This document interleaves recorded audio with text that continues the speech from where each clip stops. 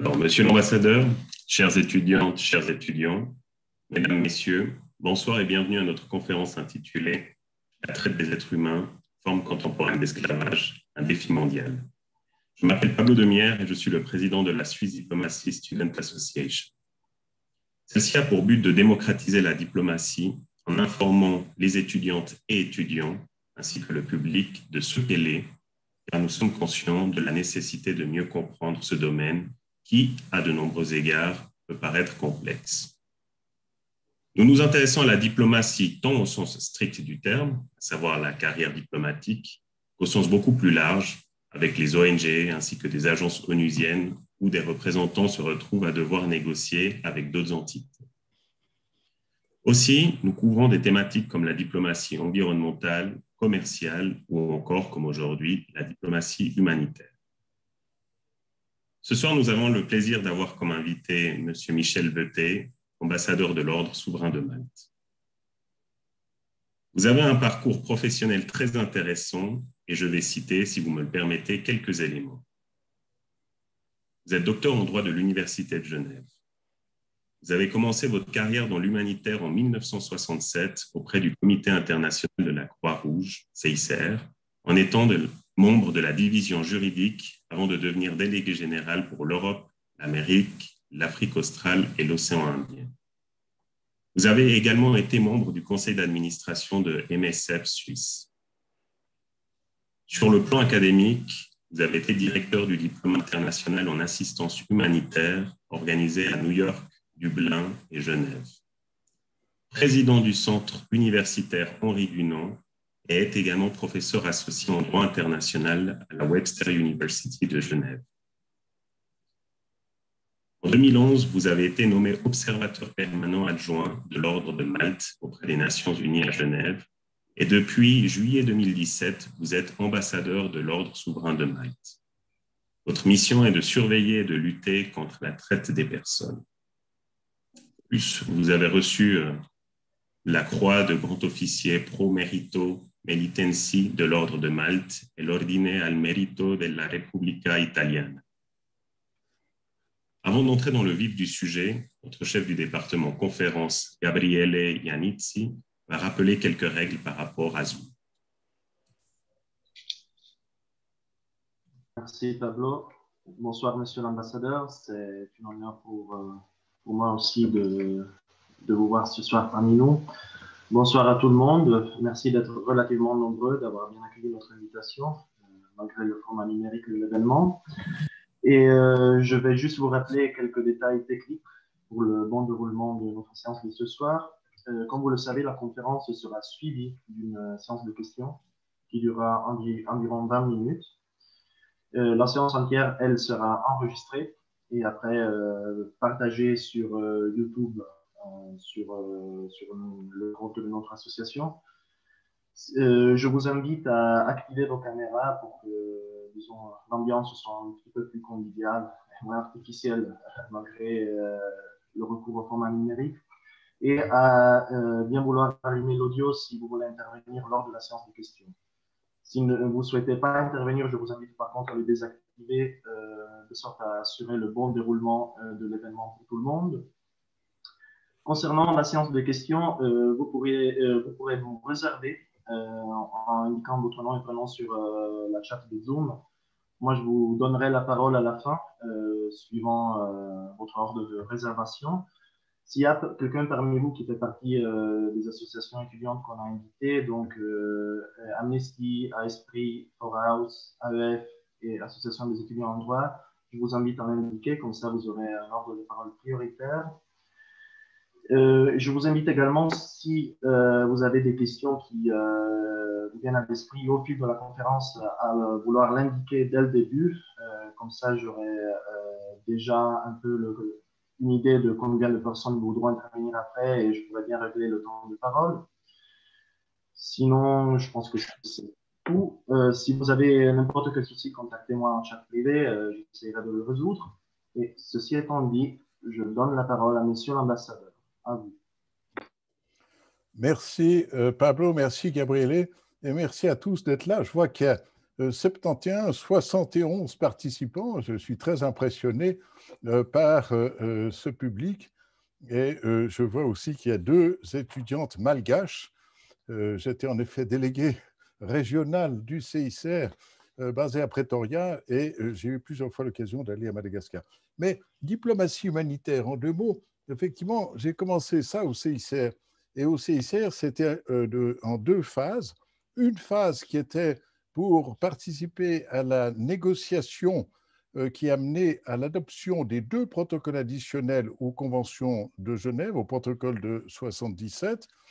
Et puis, la deuxième phase, c'était après la conférence diplomatique, de continuer à suivre les conférences qui se tenaient à Genève, mais aussi les conférences des organisations régionales et même les conférences des non-alignés, pour faciliter les opérations du CICR en contactant des représentants de gouvernement, mais aussi parfois des représentants de mouvements armés non étatiques, comme on dit aujourd'hui, et donc faciliter l'action des délégués du CICR sur le terrain. Donc, c'est pour vous dire, la diplomatie humanitaire, ce n'est pas simplement la négociation de traités, ni non plus la négociation de résolutions, c'est aussi une aide à l'action sur le terrain. Alors, deuxième étape, comme Pablo Domière l'a dit, il y a 4 ans, j'ai accepté cette mission de l'Ordre de Malte de suivre et de combattre la traite de personnes. Et effectivement, quand on parle de diplomatie humanitaire, alors peut-être je demanderai la deuxième diapositive. Quand on parle de diplomatie humanitaire, on se rend compte que la traite des êtres humains est la négation de pratiquement tous les droits de l'homme, la négation des droits du travail, la négation des droits des réfugiés, la négation des droits des enfants, la négation des droits des femmes, la négation de la liberté religieuse, la négation de la liberté de se déplacer, etc. Et même encore, on vous force à faire des crimes. On peut vous forcer à faire des crimes. Donc, vous voyez, le travail forcé, le recrutement d'enfants, les rapports sexuels forcés, l'achat et le vol d'enfants, la pornographie enfantine, le vol d'organes, la criminalité forcée, tout cela entre dans la définition de la traite des êtres humains qui a été adoptée, à vrai dire, il y a 20 ans. Il y a 20 ans, dans le protocole de Palerme, qui est un protocole additionnel à la Convention des Nations Unies contre la criminalité transnationale, et qui a été reprise, négociation, plutôt définition, qui a été reprise dans des instruments régionaux et en particulier européens. Vous passez l'autre diapositive, s'il vous plaît. Alors, des données, vous voyez, on estime, c'est des estimations, 40 millions de personnes sont victimes de la traite des êtres humains. Il y en aura plus d'1 million en Europe, 70% de femmes, 30% d'hommes, la moitié victimes d'exploitation sexuelle, 40% de travail forcé, et puis 6% de criminalité forcée. Et cette criminalité forcée, ça peut être la mendicité qu'on connaît dans nos rues, mais ça peut aussi aller être jusqu'à faire du terrorisme, etc.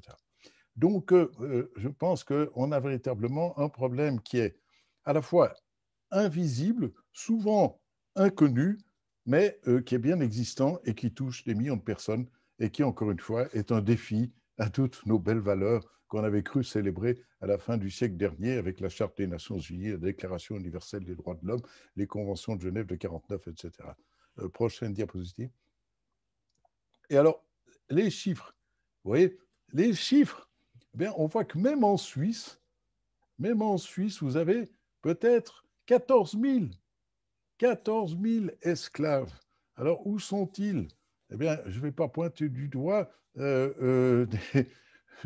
des chantiers, des restaurants, etc., des cabarets, etc. Mais tout ça, c'est une possibilité, je dirais, oui. Et alors, on se rend compte qu'effectivement, aussi une chose que je sors là d'un excellent ouvrage de Kevin Bales, qui est un professeur anglais, un spécialiste de l'esclavage moderne, Et lui, il disait, mais regardez, l'esclavage moderne est mondialisé, ce sont des relations à court terme, ce sont des profits très élevés. On parle même qu'il y aurait 150 milliards de dollars de profits illicites qui viendraient de la traite d'êtres humains et que c'est pratiquement le deuxième ou troisième trafic le plus juteux, si je peux dire, qui produit le plus de bénéfices illicites après la drogue et peut-être les armes. Alors, le suivant. Donc, diapositive suivante, c'est ici, vous avez un site, vous pouvez voir le rapport annuel, mais c'est un observatoire du web qui est mené par un prêtre sicilien. Et vous voyez cette association Mater, qui est une association italienne, mais qui publie aussi des documents en anglais. Cette association Mater dit, mais il y aurait entre 16 à 18 millions d'enfants abusés en Europe. Alors, je ne peux pas vous m'étendre là-dessus, mais ça donne aussi une ampleur du problème. Et diapositive suivante. Que faire? Alors, évidemment, moi je dis que faire, c'est déjà de se regarder et de voir que même un autre pays comme la Suisse, évidemment, on est dans les meilleurs, si j'ose dire. Ah, ben, évidemment, vous n'êtes pas étonné. Mais avec ça, on est dans les meilleurs, mais malgré tout, on est solidaire. Parce que c'est un phénomène mondial. Et donc, il y a des gens qui vont transiter par notre pays, ou il y a de l'argent qui va transiter par notre pays.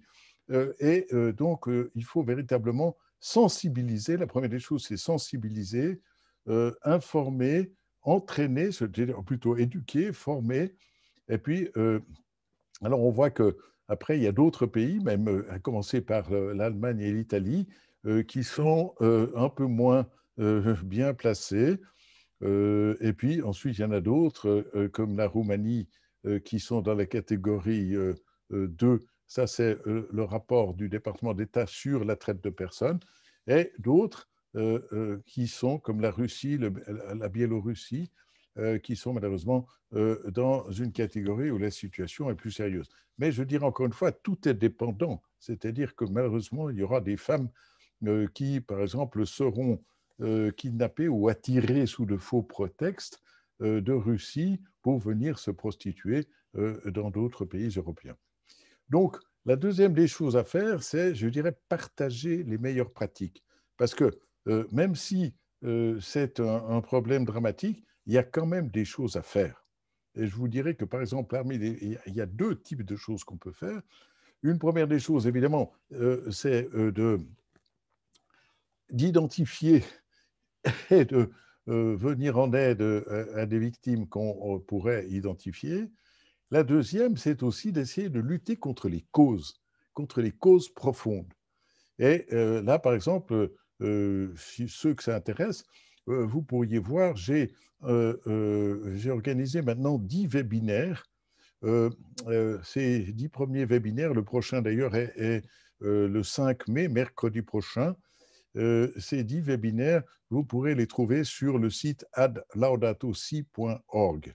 Mais ces 10 webinaires, en fait, on se rend compte que la poursuite pénale, vous voyez, la promotion des mesures, eh bien oui, prévenir, protéger, réhabiliter, mais la poursuite pénale n'est pas suffisante.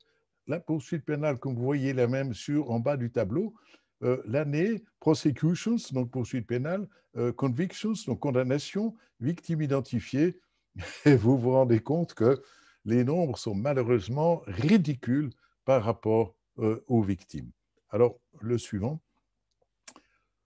Que faire? Eh bien, prévention, évidemment, il faut sensibiliser les familles, les communautés d'origine, leur dire, écoutez, si vous voyez une offre magnifique qui dit « Oh, écoute, j'ai quelque chose pour ta fille, elle viendra travailler dans un hôtel en Suisse et tu verras, ce sera magnifique », il faudrait prévenir les familles et dire extrêmement attention, c'est peut-être un piège, etc. Ensuite, il faut identifier et la formation de la police, des douanes, du personnel de santé, des prêtres et des pasteurs, des imams, des rabbins, etc., pour que quand vous voyez quelqu'un qui a l'air perdu, qui ne parle pas votre langue et qui visiblement aurait besoin de votre aide, eh bien, il faudrait savoir comment aborder cette personne et comment la diriger vers une instance officielle qui va pouvoir la protéger. Protection contre les trafiquants, parce que malheureusement, les trafiquants, ça peut aussi être des membres de la famille. Vous pouvez avoir des membres de famille qui vont envoyer leurs enfants pour être trafiqués, etc. Et puis, vous pouvez aussi avoir d'anciennes victimes qui après deviennent des criminels.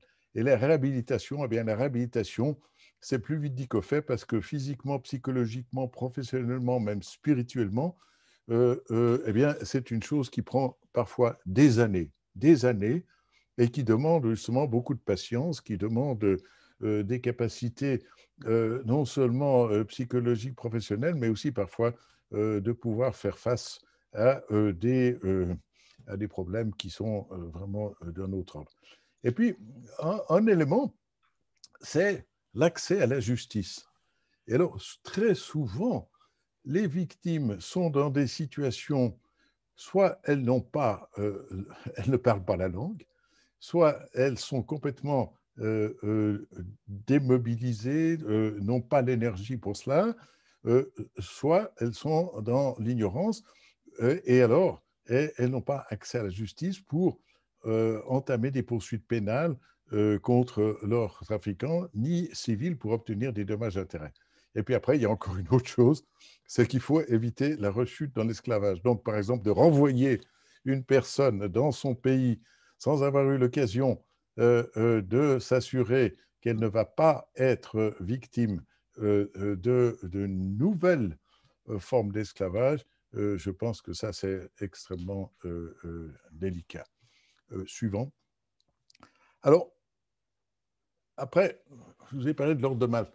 Je pense que c'est un exemple, mais c'est un exemple, c'est-à-dire une sensibilisation à la fois bilatéralement, mais c'est ce que j'essaie de faire, je ne dis pas qu'on réussit, mais on essaie justement de sensibiliser aussi le réseau diplomatique, c'est-à-dire non seulement de faire des déclarations à Genève au Conseil des droits de l'homme, à New York à l'Assemblée générale des Nations unies, à Vienne, où on a l'Organisation des Nations unies contre la drogue et le crime, à l'Union européenne. Et puis, par exemple, on avait organisé une conférence à Paris avec des experts internationaux. Et alors, c'est là aussi une contribution, parce qu'on se rend compte que, par exemple, cette conférence à Paris, on a mis ensemble des responsables français, à la fois gouvernementaux, des responsables humanitaires, et puis on a aussi invité non seulement des diplomates du Nigeria, mais on a aussi invité des autorités d'État. Par exemple, l'État d'Edo dans le nord du Nigeria est un État qui est vraiment impacté par la traite. Et je dirais la création, ce n'était pas simplement de synergie, mais c'était la création de contacts, de réseaux entre, par exemple, d'officiers de police du Nigeria ou d'officiers responsables de la sécurité au Nigeria et d'officiers responsables de la sécurité en France. Alors maintenant, comme je vous dis, après, il faut des programmes médico-sociaux, alors qui peuvent être le cas d'organisations humanitaires, mais aussi il faut soutenir des organisations locales. Par exemple, ça, c'est une religieuse des Sœurs de Saint-Louis qui, à Lagos, accueille des femmes nigérianes de retour d'avoir été soumises à une prostitution forcée en Europe. Et puis après, le troisième volet, c'est la formation en ligne pour les aidants. Alors là, j'ai effectivement sur ce site cuhd.org un cours en anglais qui pourrait peut-être vous intéresser. Et puis, partenariat avec l'université Webster, où là, vous trouverez un exposé, l'utilisation et l'abus de la haute technologie dans la traite des êtres humains.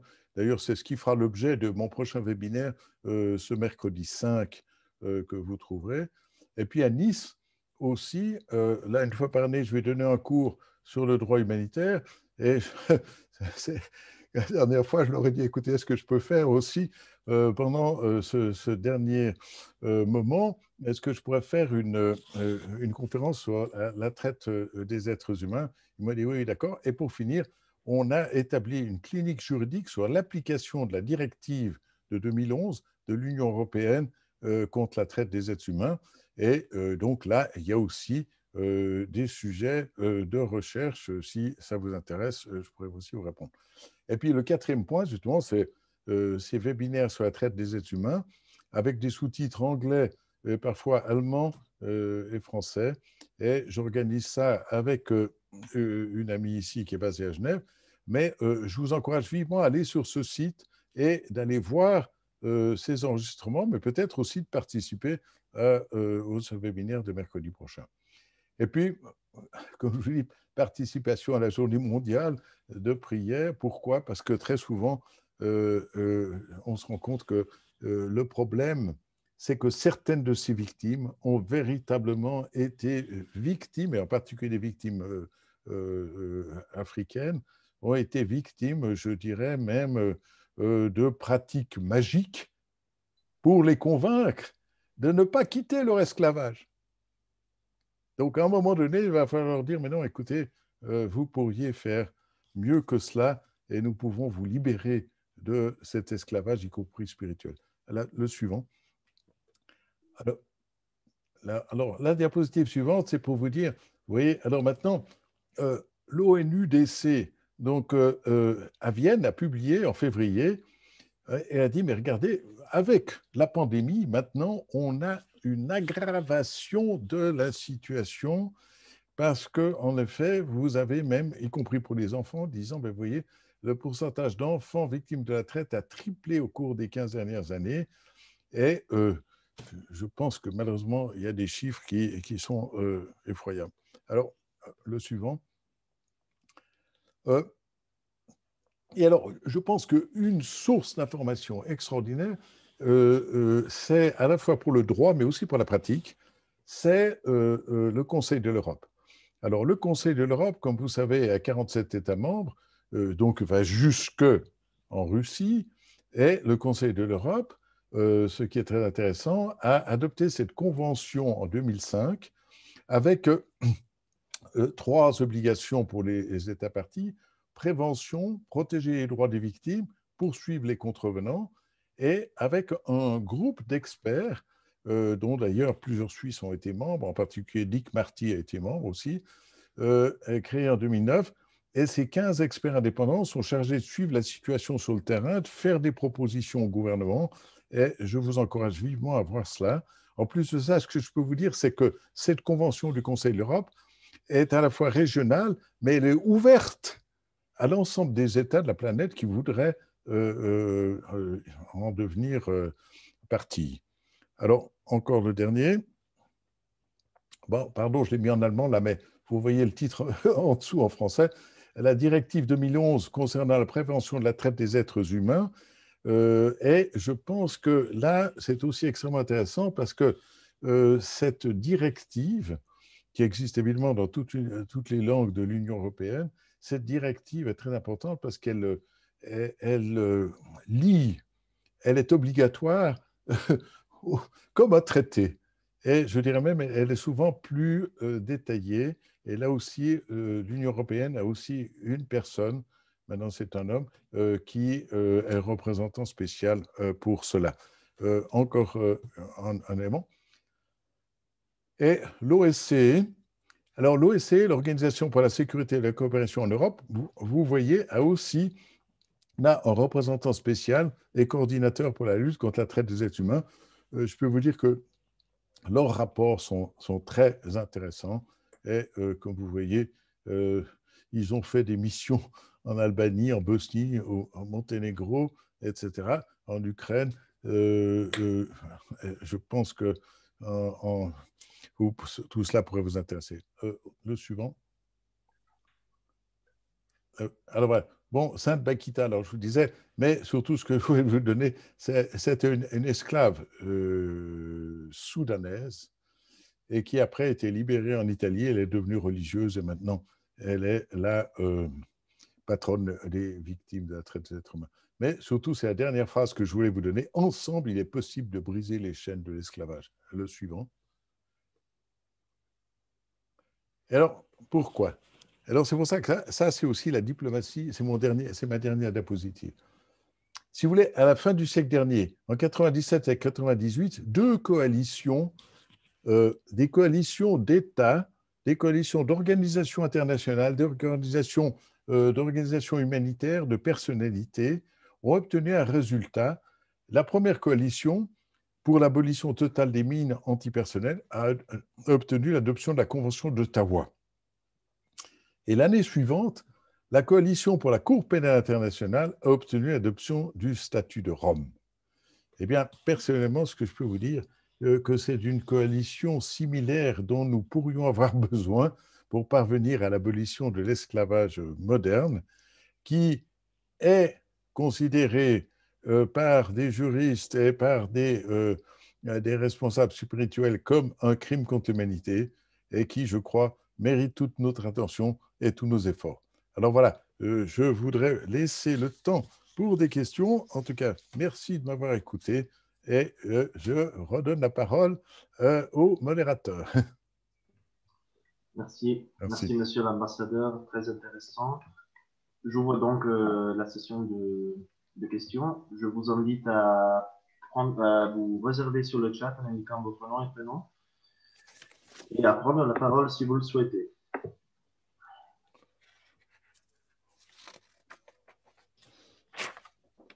En même temps, j'aurais une question à poser, oui. Un peu plus générale, disons.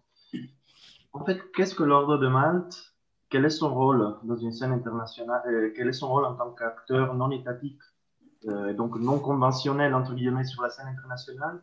Ouais. Et pourquoi cet intérêt pour les causes humanitaires? Oui, alors merci de cette question. Non, merci beaucoup. Alors d'abord, effectivement, le statut étatique ou non étatique de l'Ordre de Malte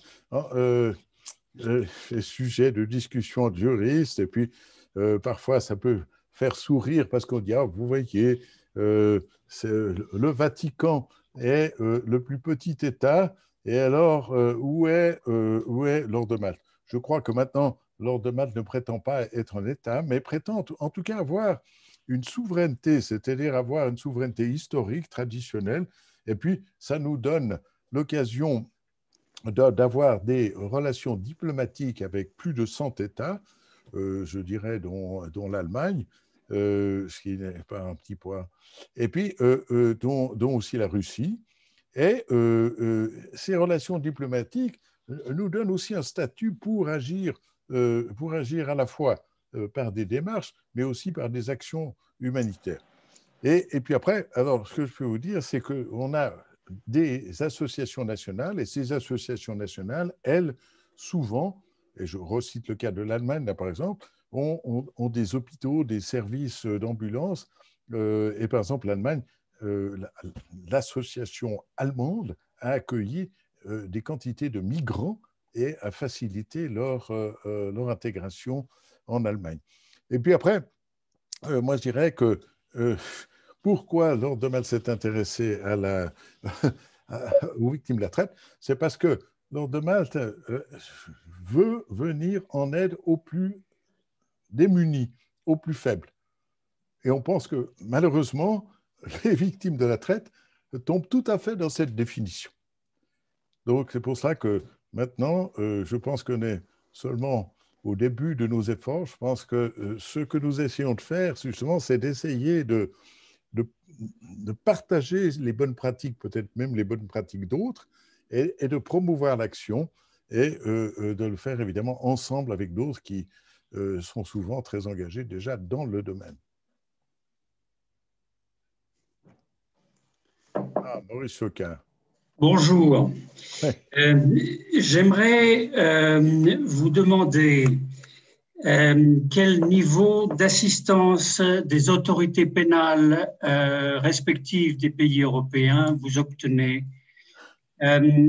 Et en plus, j'aimerais vous demander s'il n'y a pas en fait un hiatus dans le sens que toute votre activité ne devrait pas exister si les autorités pénales faisaient leur travail comme elles le devaient. il n'y aurait pas ces violations des droits de l'homme. Merci. Ouais. Alors, merci, non, très bonne question. Alors, je vais vous dire, en tant que juriste, évidemment, quand j'ai commencé à prendre cette mission, je me suis précipité, j'ai passé un été à potasser les différentes lois, les différents traités, etc. Et je me suis dit, oulala, mais alors il y a vraiment une masse d'instruments juridiques qui permettent de... Et après, pour faire l'histoire courte, je vous dirais qu'en fait, c'est extrêmement décevant. La poursuite pénale des trafiquants est extrêmement décevante, mais décevante aussi pour les autorités de police, pour les gouvernements. Parce que, je dirais, étant donné que les trafiquants ont à disposition des sommes folles, ont à disposition parfois même la collaboration de communautés, voire de familles, voire de fonctionnaires, dans certains pays en tout cas, eh bien, je dirais que malheureusement, la poursuite pénale doit être développée, c'est évident, mais ne peut pas être l'instrument premier de la lutte contre la traite. Alors, c'est pour ça que là, je vous dis tout de suite, j'ai un ami australien qui s'appelle Brian Iselin. Iselin est d'ailleurs un nom très suisse, mais Brian Iselin, lui, a fondé une petite organisation, Slave Free Trade, Slave Free Trade. Et cette petite organisation essaye de mettre en évidence le rôle des consommateurs en disant qu'il faut absolument que les consommateurs posent la question: est-ce que le chocolat que j'achète est le résultat du travail forcé d'enfants dans des plantations de cacao, que ce soit en Afrique ou ailleurs? Et puis, si c'est le cas, eh bien, de dire, excusez-moi, nous allons faire des démarches auprès de cette fabrique de chocolat et aussi d'ailleurs leur dire que nous n'allons plus acheter ce chocolat. Donc, ce que essaie de dire Brian Iselin, c'est de dire, alors que lui-même a été un policier et même un agent de poursuite de ces trafiquants, il dit, mais on n'arrivera jamais à les attraper, il faut les attraper par le porte-monnaie. Il faut assécher les temps, il faut lutter contre les causes mêmes, c'est-à-dire d'arriver à faire que non, ce n'est pas possible, vous ne pourrez pas vendre le résultat de travail d'esclaves. Et moi, je peux vous dire qu'une fois, j'étais aux États-Unis et c'était quelqu'un de tout à fait conservateur, un industriel qui m'a dit « Je suis tout à fait d'accord avec vous, les gens qui emploient le travail d'esclave me font une concurrence déloyale. » Et alors, en tant qu'humanitaire, évidemment, j'étais un peu surpris, mais après, je me suis dit « Mais ce monsieur a tout à fait raison, il faut utiliser tous les arguments pour justement sortir les gens de cet esclavage. » Merci. Alors, du coup, on a la question de Dominique Eder. Bonjour, nous avons réussi à signer une convention en 1997 pour les mines antipersonnelles. Oui. Ce problème de traite d'humains est très vieux. Pour quelles raisons les États ne sont pas plus investis dans cette éradication? Pourquoi les États sont-ils si frileux? Alors, entre nous, pourquoi? Parce que, si vous voulez, l'État, c'est plus une personne. Enfin, en tout cas, dans beaucoup d'États, l'État, c'est l'opinion publique, souvent. C'est-à-dire, si vous avez un mouvement d'opinion publique, une mobilisation, je dirais même, de la conscience publique, eh bien, à ce moment-là, l'État se met en mouvement. Et donc, c'est pour cela que ces deux coalitions, l'abolition totale des mines antipersonnelles, je vous dis comment ça a commencé. C'était des médecins du CICR qui étaient en Afghanistan et qui ont réalisé que, somme toute, ils faisaient des amputations à longueur de journée d'enfants, de vieillards, de femmes qui étaient des personnes qui étaient non combattantes, mais qui, parce que allaient chercher du bois, allaient chercher de l'eau, jouaient en dehors du village, etc., sautaient sur ces mines. On dit, mais il y a un seul remède, et ce remède, c'est l'interdiction totale de ces mines terrestres antipersonnelles. Mais après, il n'y a pas simplement fallu qu'il y ait ces médecins qui donnent un argument humanitaire, si je peux dire, mais il a fallu convaincre, et même, je vous dis franchement, j'étais avec le président Cornelio Sommaruga à Berne, quand on est allé convaincre le conseiller fédéral chargé de la défense à l'époque, et qui, au début, on nous avait dit, mais vous savez, nous, pendant la Deuxième Guerre mondiale, on avait des mines piquets, qu'on les appelait, qu'on avait mis sur la frontière allemande, et si les Allemands étaient entrés, une des premières résistances qu'ils auraient trouvées, c'était ces mines. Et puis, il y a des pays comme la Finlande qui ont ça le long de leurs frontières, ils n'arriveraient jamais à défendre leurs frontières sans les mines, etc. Mais il a fallu donc convaincre même des États, je dirais comme la Suisse ou comme la Finlande, il fallait les convaincre, leur dire, vous devez renoncer à cela parce que c'est une catastrophe pour la population civile. Donc, il faut un sursaut de l'opinion publique. Et dernier mot, mais je pense que par exemple les conventions de Genève de 1949 ou même la Déclaration universelle des droits de l'homme de 1948 n'auraient jamais pu être obtenues sans le sursaut d'horreur contre ce qui s'est passé pendant la Deuxième Guerre mondiale. Alors, comment provoquer ce sursaut de la conscience publique? Je n'en sais rien, mais j'essaye en tout cas d'y contribuer. Oui. Merci. Encore une question par Madame Leandra Baltazar-Lobo. J'ai remarqué que les femmes étaient beaucoup plus touchées par la traite d'êtres humains. Pourquoi, d'après vous? Attends, redites-le-moi. J'ai remarqué que les femmes étaient beaucoup plus touchées par la traite d'êtres humains. Pourquoi, d'après vous? Alors, j'ose pas dire que... suivant ce que je dis, vous allez mal l'apprécier. Si je dis que les femmes sont plus faibles, vous allez me dire, mais qu'est-ce que vous osez raconter?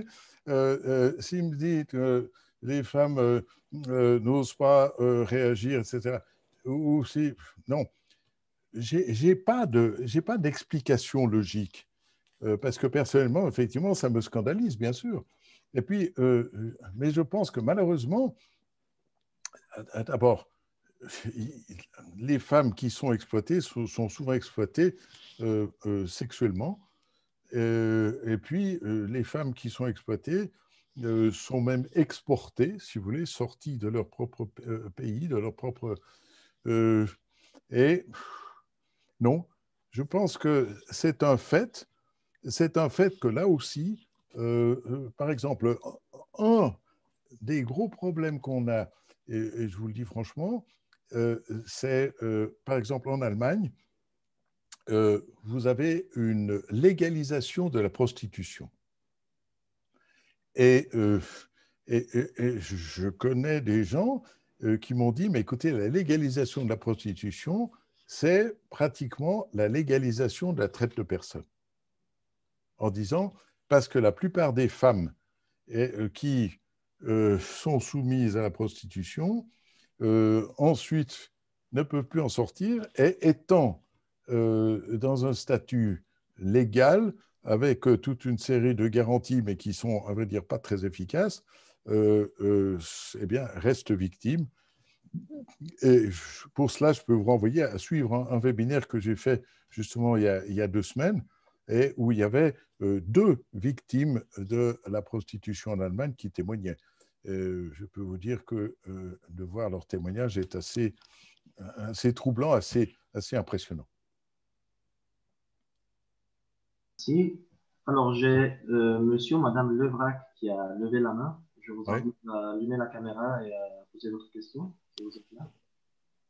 Oui, bonjour. Ah, oui.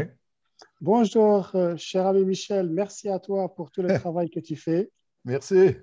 Merci à toi. J'ai une question, et puis, tu sais, je m'intéresse beaucoup à ces questions, et de par mes origines, mais pas que. La Mauritanie est un pays de transit touché par ce phénomène-là.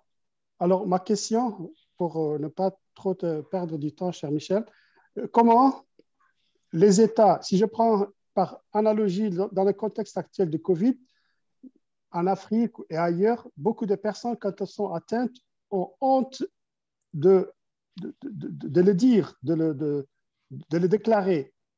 Comment fait-on devant des pays qui ne reconnaissent même pas l'existence de ce phénomène sur leur terre, sur leur sol, sur leur territoire national? Comment faire déjà? Parce que pour le traiter, il faut une reconnaissance de l'existence de ce phénomène dans son territoire national. Et je pense que là, c'est un grand problème parce que beaucoup de pays, et j'en connais certains, ne reconnaissent pas l'existence de ce phénomène au sein de leur territoire national. Et je te remercie, cher Michel. Oui. Non, je te remercie. Je suis heureux de te voir aussi ici. Écoute, malheureusement, tu as raison. Il y a des États, je ne vais pas nécessairement les nommer, mais il y a des États qui ont un système traditionnel, si je peux dire, qui s'apparente à l'esclavage. Et où, en fait, après, on dit ah, non, non, non, l'esclavage a été aboli chez nous. Oui, mais l'abolition juridique n'est pas suffisante pour arriver à une abolition pratique. Et donc, c'est pour cela que là aussi, on doit voir qu'il y a il y a de temps en temps des tribunaux qui sont saisis. Et par exemple, là, c'est la CEDEAO, la communauté des États de l'Afrique occidentale, qui a été une fois saisie d'une plainte d'une femme qui disait qu'elle était victime d'un mariage forcé. Mais cette dame, elle a eu la chance d'avoir un bon avocat. Et je pense qu'effectivement, un bon avocat et des juges qui ont même, je dirais, impliqué un des États de la communauté et qui ont dit, mais vous avez une responsabilité dans avoir laissé cette femme dans cet état d'esclavage. Donc, je pense que là aussi, il y a un énorme travail à faire auprès d'instances judiciaires, mais ce ne sera pas facile parce que, encore une fois, il faudra non seulement agir en vertu du droit, mais parfois agir contre des choses qui ont été acceptées pendant des années, des générations, et puis même parfois on invoquera des traditions très nobles pour poursuivre ces pratiques qui, effectivement, sont hautement dommageables. Mais c'est bien courageux. Et c'est pour cela que je dis, il faut aussi... Alors bon, certains d'entre vous se sont dit, mais pourquoi il insiste sur la religion? Mais je dis, il faut aussi qu'il y ait des responsables religieux. Et là, on l'a vu, heureusement, je dirais, c'était le 2 décembre 2014, quand on a eu des responsables religieux chrétiens, musulmans, juifs, bouddhistes, qui disaient la traite des êtres humains, l'esclavage contemporain est un scandale, il faut lutter contre cela. Alors je dirais, c'est plus qu'une déclaration d'intention, puisque là, ils engageaient leur communauté. Ils disaient, nous engageons nos communautés. C'est pour ça que je dis, ce n'est pas simplement un combat juridique, c'est aussi un combat spirituel, ça peut être aussi un combat économique pour dire, écoutez, désolé, nous, en tant que syndicat, on est contre l'esclavage parce qu'évidemment, l'esclavage, c'est la négation des droits de tous les travailleurs. Et puis, s'il y a l'esclavage dans un autre pays, eh bien, encore une fois, ces gens vont aussi porter tort à notre propre travail. Vous voyez? Mais merci, mon ami, de cette question. Merci. Ouais. Merci beaucoup. Maintenant, une question de Madame Narges Bouledroit. Bonjour, d'abord, merci pour ces informations très instructives. Ma question est, comment est-ce que l'OIT, donc l'Organisation internationale du travail, participe à l'endiguement de ce fléau, et surtout lorsqu'il s'agit des enfants? Oui. Alors, merci. Non, très, très bonne question. Oui, justement, c'est pour ça que j'ai envie de dire, mais à Genève, on est au cœur, je ne dis pas du problème, mais au cœur au moins de gens qui cherchent la solution. Et alors, l'OIT, évidemment, l'OIT, c'est une organisation qui peut sembler un peu mystérieuse, mais c'est une organisation qui est très concrète et qui vise malgré tout à obtenir un travail décent. Un travail décent dans le monde entier. Et un travail décent, ça veut dire que vous avez non seulement l'interdiction, effectivement, du travail forcé, et y compris le travail forcé d'enfants, Et une des formes de travail forcé d'enfants, c'est justement l'incorporation dans des milices ou dans des forces armées étatiques, c'est égal.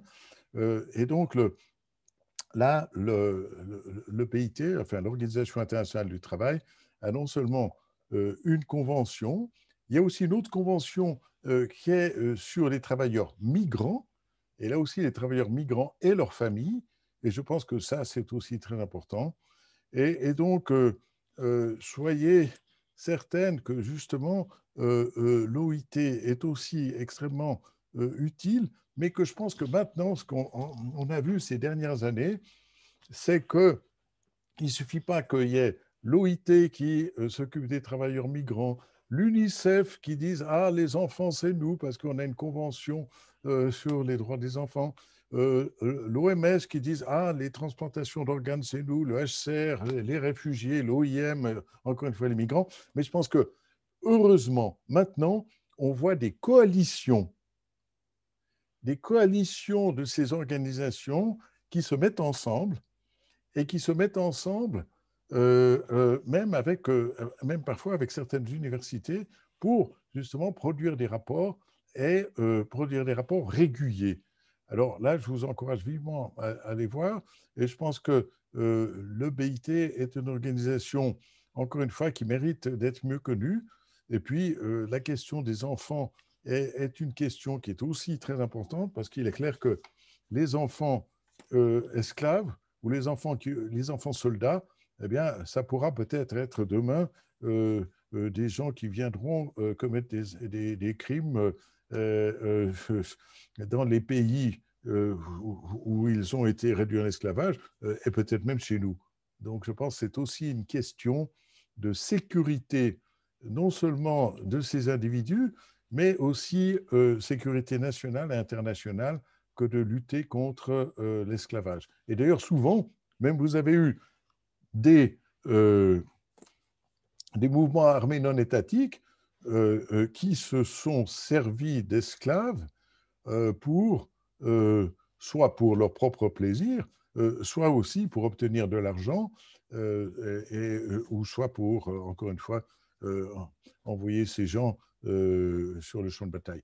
Donc, je pense que la protection des enfants, bien sûr, devrait être une priorité. Le BIT joue son rôle, l'UNICEF joue son rôle, et d'autres organisations, y compris, évidemment, le CICR, la Fédération des sociétés nationales Croix-Rouge, les sociétés nationales Croix-Rouge, souvent sont des acteurs très importants. Merci. Maintenant, une question de David Martins.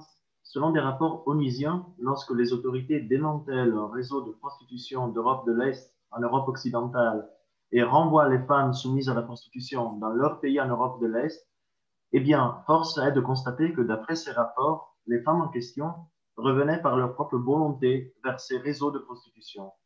Comment faire pour lutter contre ça? Oui. Alors, non, mais vous avez tout à fait raison. Alors, je ne dis pas que toutes les femmes reviennent, mais d'abord, je peux vous dire, à Genève, par exemple, il y a un foyer qui s'appelle Au cœur des grottes. Ce foyer Au cœur des grottes, justement, accueille des femmes victimes de traite de personnes. Et alors, le but de l'opération, c'est non seulement de les accueillir et de les protéger, de leur donner un lieu où leurs tortionnaires ne vont plus venir les chercher, mais aussi de les réhabiliter. C'est-à-dire, non seulement, comme je vous l'ai dit, physiquement, psychiquement, mais aussi de leur donner un autre métier. Parce qu'il est évident que si la personne n'a que cela à faire, si je peux dire, ou ne pense pas avoir accès à d'autres sources de revenus, eh bien, elle sera très tentée de retourner dans cet esclavage. Ensuite de cela, je pense que dans les traités internationaux et aussi dans la plupart des législations nationales, une victime devrait avoir un permis soit humanitaire, soit un permis spécifique de séjour pour pouvoir poursuivre, pour pouvoir participer à la poursuite de ces tortionnaires, et je dirais même même recueillir, obtenir un statut de réfugié. il est évident que si vous avez fait 30 secondes de droit des réfugiés, vous savez qu'une personne qui requérant d'asile, c'est une personne qui ne peut pas retourner chez elle parce qu'elle est victime de violence ou qu'elle a de menaces de violence. Donc, c'est évident que le retour, à mon avis, le retour devrait être évité dans la plupart des cas, et au moins que ce retour se fasse non seulement volontairement, mais que ce retour se fasse aussi avec des garanties que la personne ne va pas être revictimisée après. Question de M. Atan Seydov. Que pouvons-nous faire si le gouvernement utilise le travail des enfants et le travail forcé? Alors, que pouvons-nous faire? Ça dépend. Si c'est votre gouvernement, évidemment, vous devriez peut-être essayer de leur faire savoir que vous n'êtes pas très content, mais vous me direz peut-être le gouvernement ne va pas vous entendre. Alors après, je ne vous dis pas que vous devriez faire comme certains qui donnent des informations, mais je crois que oui, donnent des informations à des organisations non seulement non gouvernementales, mais c'est clair que des organisations comme Human Rights Watch, comme la Commission internationale de juristes ou Amnesty International, ou d'autres organisations spécialisées, si elles avaient ces informations, pourraient peut-être faire pression de l'extérieur sur le gouvernement en question. Voyez. Alors, c'est très difficile parce qu'il y a, je pense, à la fois de l'intérieur et probablement que là, ça vaut la peine soit de convaincre les gouvernements, soit de convaincre aussi les familles, peut-être de faire pression pour ne pas laisser ces enfants être victimes de travail forcé, voire d'être membre de forces armées, etc. Je pense qu'il y a plusieurs, il y a quantité, je pense, de recours, à la fois sur le plan national et sur le plan international. Sur le plan international, je veux dire que, par exemple, aux Nations Unies, allez voir si le sujet vous intéresse, mais il y a, en général, c'est une femme rapporteuse spéciale sur l'esclavage contemporain.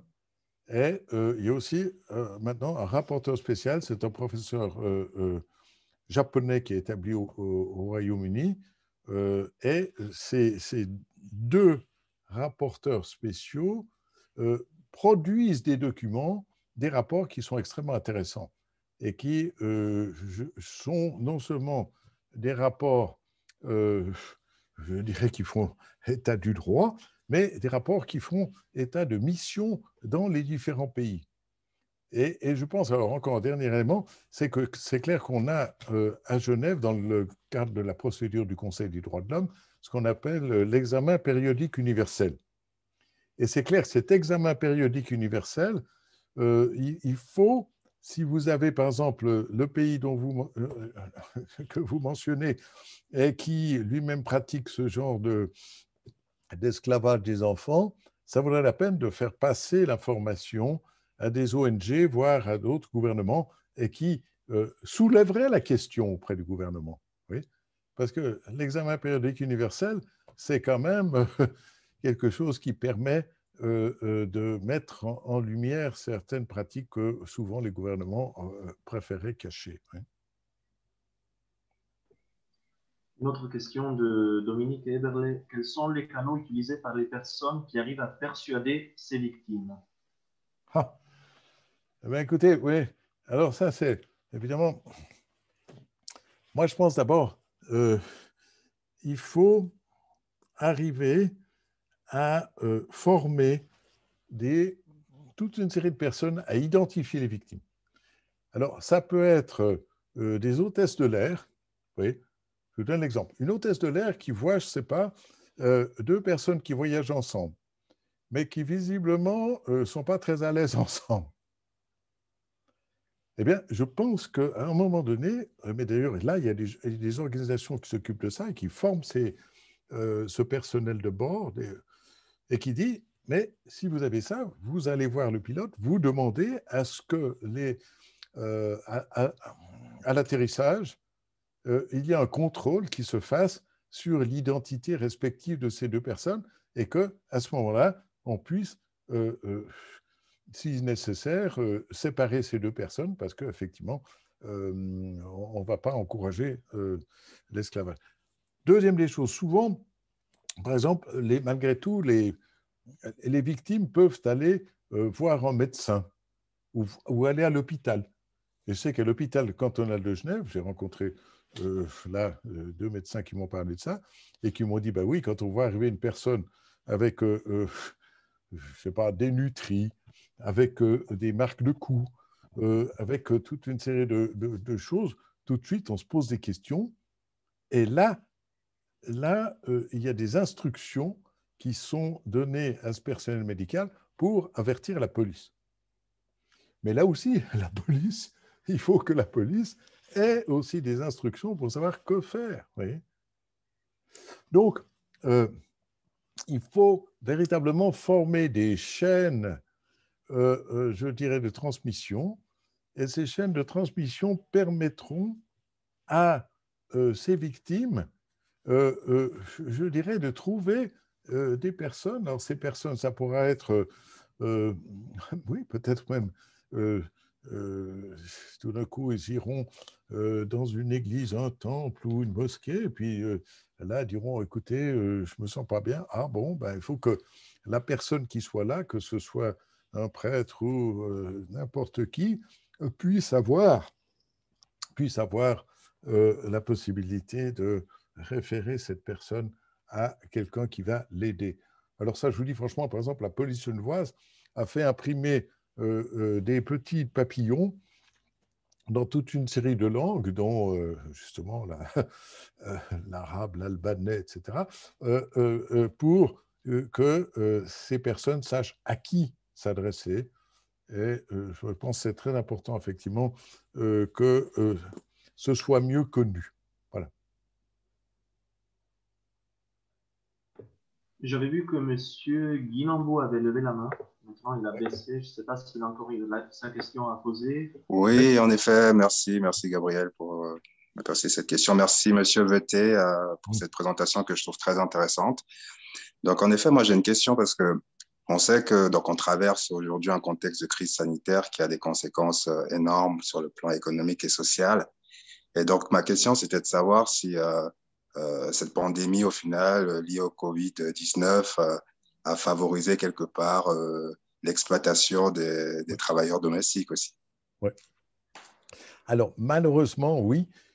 Malheureusement, merci de votre question, M. Lambou. Oui, je vous ai mentionné là rapidement que l'Organisation des Nations Unies contre la drogue et le crime a sorti en février de cette année, effectivement, un rapport disant, c'est un rapport mondial, et puis rapport mondial sur le trafic de personnes.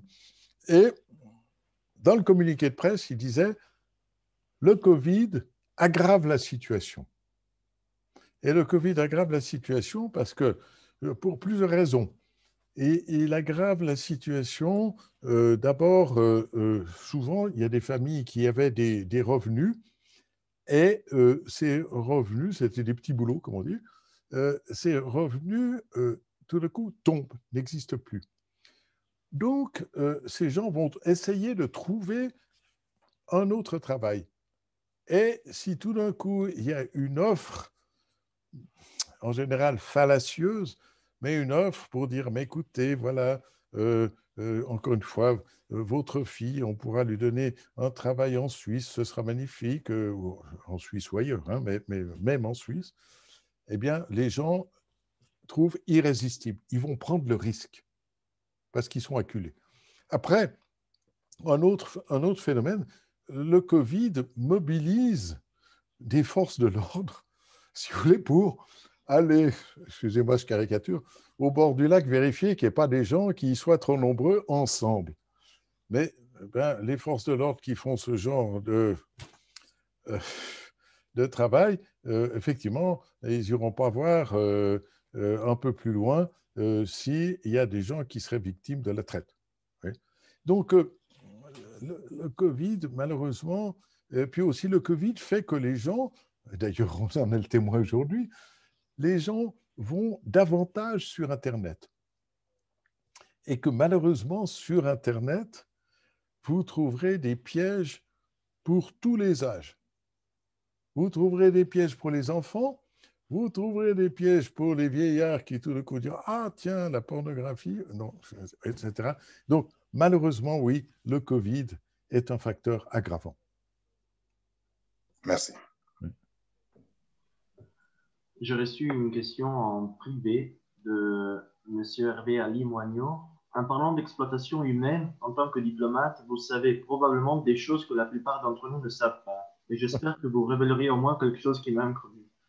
J'ai une organisation caritative au Congo où je m'occupe d'ex-enfants soldats et d'enfants de rue. Ouais. Et j'entreprends actuellement un doctorat au Royaume-Uni pour déterminer pourquoi tous les efforts, y compris de la part des Nations Unies, de démobilisation, de désarmement et de réintégration des ex-enfants soldats ont échoué constamment en République démocratique du Congo. Et que me conseillerez-vous personnellement d'examiner pour essayer de découvrir pourquoi ces échecs? Merci beaucoup. Ouais. Écoutez, ouais, ben d'abord, je rends hommage à ce témoignage. Et c'est vrai que la situation des enfants soldats au Congo en particulier, mais aussi dans d'autres pays, est dramatique. Alors, vous me direz, que faire? Alors, vous avez même des gens, que ce soit, encore une fois, des civils ou des militaires, et en particulier, par exemple, le général Roméo Dallaire. Alors, Roméo Dallaire, général canadien, qui était au Rwanda pendant le génocide, et qui, lui, a décidé que maintenant, après avoir vécu ce traumatisme personnel du génocide au Rwanda, a décidé que maintenant, il allait se consacrer à la réhabilitation d'enfants soldats. Mais je pense que les enfants soldats, c'est effectivement une tragédie de la fin du siècle dernier et de ce siècle, mais d'ailleurs, ce n'est pas nouveau, parce que, je ne sais pas si vous... pendant la Deuxième Guerre mondiale, il y avait aussi des enfants soldats des deux côtés. Je me souviens d'un film Die Brücke, le pont, qui était justement sur des enfants soldats qui se battaient contre les Américains sur un pont. Mais donc, il faut là aussi que non seulement vous mettiez en évidence la tragédie de ces enfants soldats, mais que vous essayiez aussi de mettre sur pied, je dirais même des réseaux de dénonciation, des réseaux de réhabilitation, des réseaux évidemment aussi de formation, parce qu'il est clair que ces enfants soldats, lisez le petit bouquin qui est disponible en livre de poche de l'écrivain Kuruma, « Allah n'est pas obligé ». Et vous verrez, c'est une tragédie. Un enfant soldat qui est kidnappé par des forces rebelles et qui après est obligé de commettre des atrocités, revient après vers sa grand-mère et effectivement, c'est un garçon changé, mais malgré tout, il n'est pas irrécupérable. Je pense donc qu'il faut aussi que, par exemple, le sort des enfants soldats soit véritablement partie des efforts de rétablissement de la paix, et le sort des enfants soldats soit véritablement aussi une des priorités de la sécurité de politique de développement. Parce que, encore une fois, on l'a vu, que ce soit en Afrique du Sud ou ailleurs, des enfants soldats auxquels on ne donne pas d'alternative, eh bien, malheureusement, ils restent dans la violence, ils restent dans le crime. Alors qu'au départ, on pensait qu'ils allaient effectivement contribuer à une société plus libre, plus démocratique. Et puis le Congo, je dirais malheureusement, je crois que là, il y a bien à faire au Congo, et je vous souhaite beaucoup de courage. Je pense qu'il y a des gens qui font un travail admirable. Il y a des gens qui se font aussi assassiner parce qu'ils essaient de défendre des victimes. Mais encore une fois, c'est un pays qui mérite mieux et qui mérite alors, tous les efforts que vous pourrez faire pour mobiliser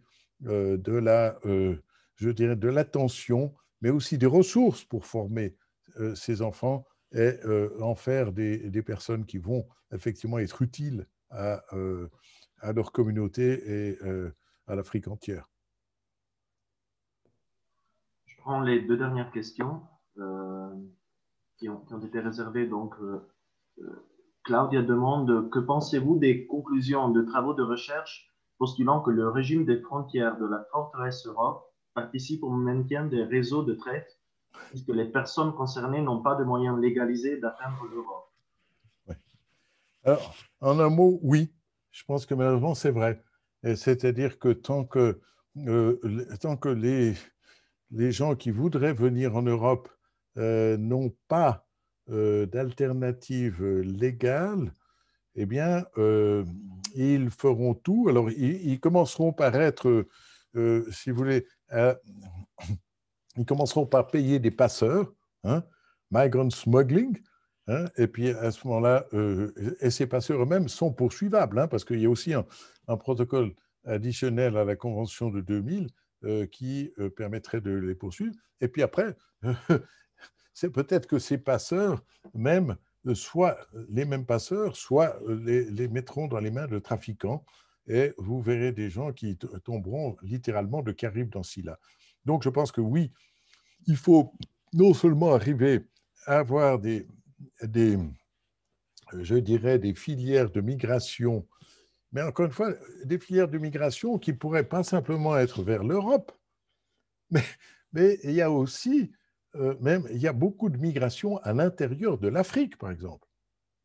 Et je pense que aussi, une des manières de lutter contre, je dirais, des immigrations ou des émigrations dangereusissimes, c'est de procurer du travail aux personnes sur place, sur place. Mais si des jeunes n'ont rien à faire dans un pays qui est richissime, eh bien, malheureusement, ils vont prendre tous les risques pour venir en Europe ou aller dans un autre pays du même continent. Je pense que le problème de la migration est un problème qu'on ne peut pas régler avec des barbelés ni avec des bateaux au milieu de la Méditerranée. Non, c'est un problème complexe et c'est un problème qui mériterait justement une attention qui, je dirais, serait transcontinentale, c'est-à-dire qu'en fait, là, véritablement, il y aura un dialogue autour de la Méditerranée, il y aura un dialogue africain-européen, et puis évidemment aussi avec les Arabes.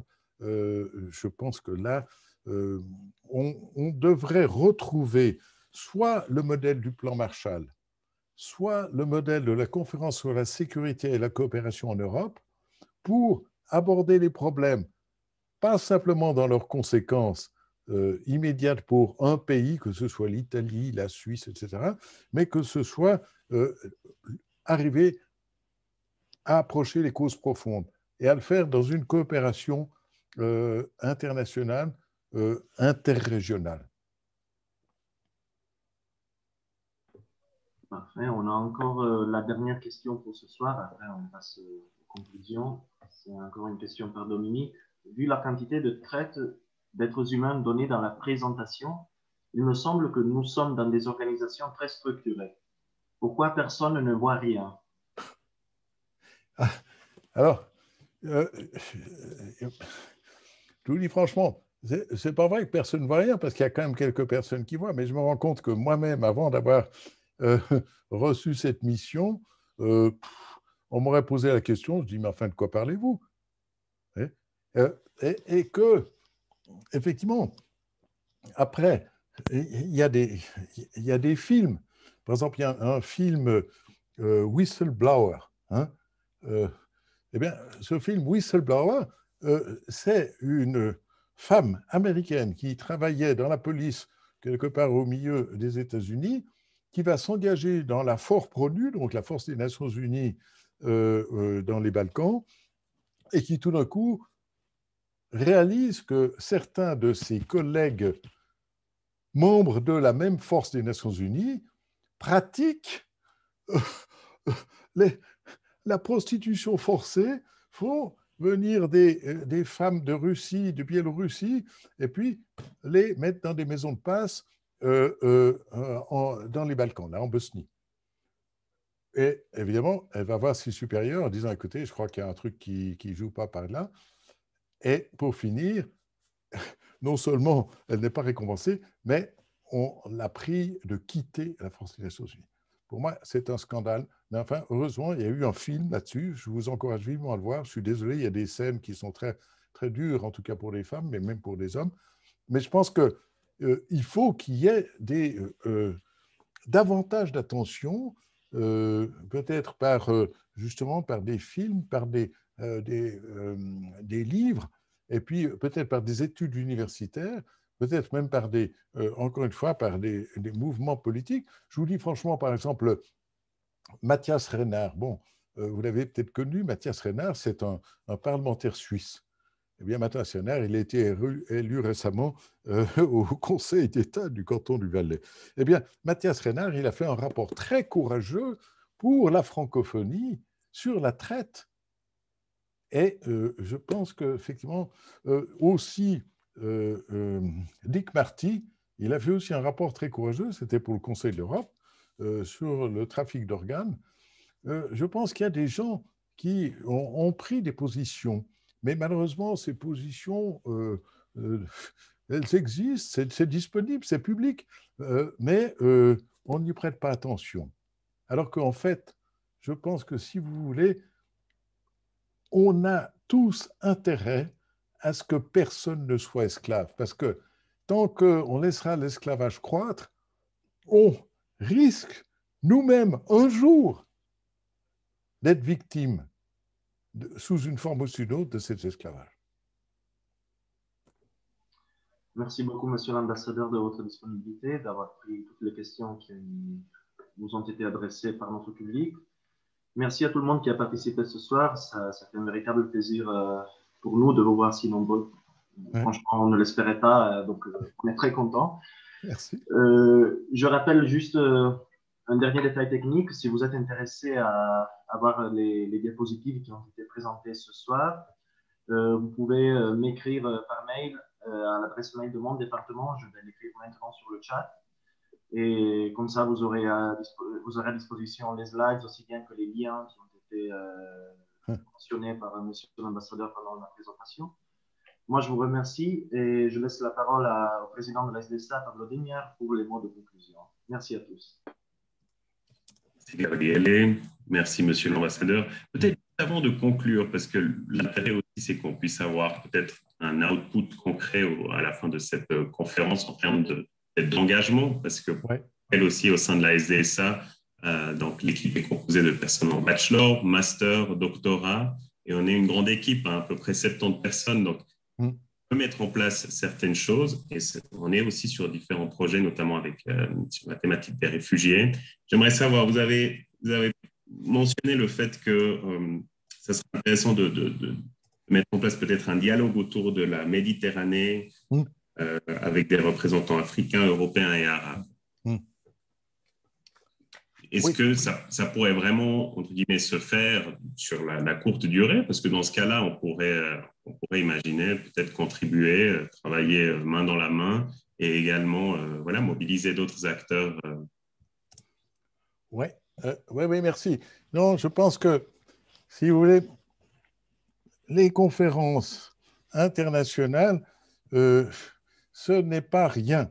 On a parfois tendance à les sous-estimer.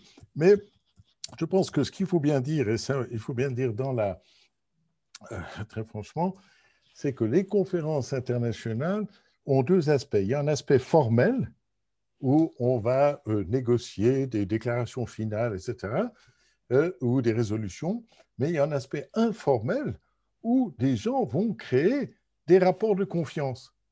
Et c'est ces rapports de confiance qui vont ensuite permettre de passer à l'action.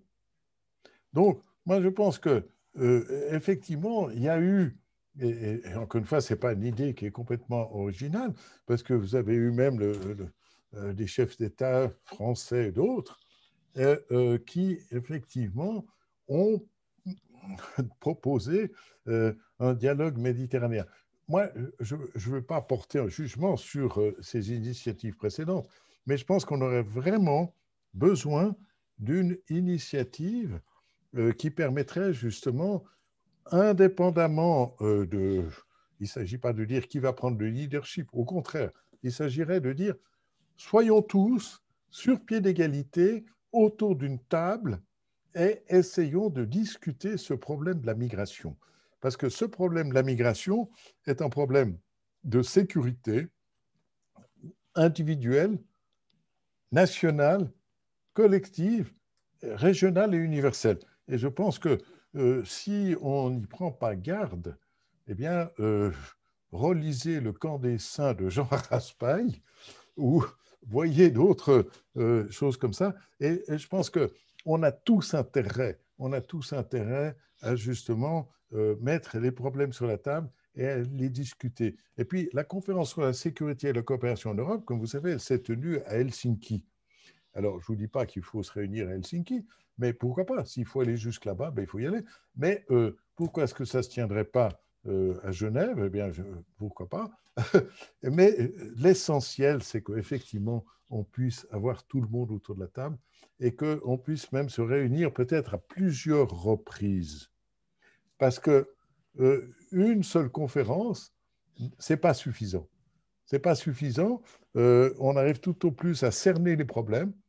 Et puis, il faut se revoir et en se revoyant plus régulièrement, on arrivera véritablement à, justement, comme je disais, créer la confiance et voir surtout des solutions concrètes. Concrètes. Oui. En tout cas, moi, je suis très heureux de vous avoir vu toutes et tous là autour de cette conférence. Et puis, je vous encourage vivement à provoquer ce dialogue. Et j'étais content aussi de voir quelques amis ici. Et très franchement, le dialogue, c'est vraiment le seul moyen, je crois, de faire face aux immenses défis auxquels on est confronté. Et la traite en est un. La traite est une manière un peu dramatique de voir tous ces problèmes, mais je pense que je vous encourage vivement à la diplomatie humanitaire. Et ça, merci Pablo, merci Gabriel, et merci à tous ceux qui ont posé des questions. Merci à vous, hein, monsieur, pour ce partage qui, j'en suis sûr, a inspiré beaucoup de monde. Merci. Merci tout le monde, toutes les personnes présentes ce soir pour votre participation active et vos précieuses questions. Et j'aimerais aussi remercier tout le département conférence pour le travail que vous avez mis en œuvre. C'est super, la conférence s'est super bien déroulée. On n'a pas eu de problème technique, et donc on voit vraiment cette motivation et c'est fantastique de pouvoir compter sur une équipe pareille